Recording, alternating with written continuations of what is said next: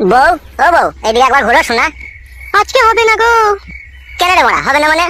কিছু বুঝো না নাকি তুমি? কেন, কি হয়েছে বলো, কেন হবে না?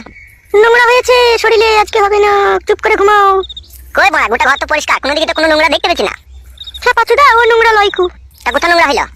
আচ্ছা ওর কুচুদা ভাতার লেগে সংসার করতে এসেছি রে, কিছু বুঝে না দুনিয়াতে। তা কি হয়েছে বল শোনা, আমার না বলে কি করে বুঝবো? মানে আমি কি আগে বিয়ে করেছিলাম? এই তো জীবনে প্রথম বিয়ে করলাম, আর তুই আমার প্রথম বউ।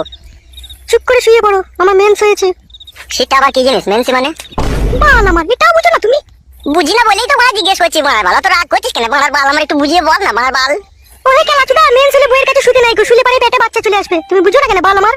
ও সাদা, এই ব্যাপারটা, বাচ্চা হোক না বড়ার বাল, বাচ্চা হলে অসুবিধা কি আছে? বাচ্চাকে খাওয়াবো পড়াবো তো আমি, তোরা তো চাপ কিসের? এই তো আর কটা দিন, আর 2-3 দিন ধৈর্য ধরে থাকো, তাহলেই হয়ে যাবে।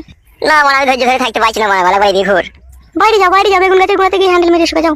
দূর বড়া, তা কি করে হয়? মানে বেগুন গাছের গোড়ায় হ্যান্ডেল মারতে যাবো? এত সুন্দর একটা ঘরে সোনা পালানি বউ আছে, মানে এদিকে আবার ঘুর বড়ার বাল।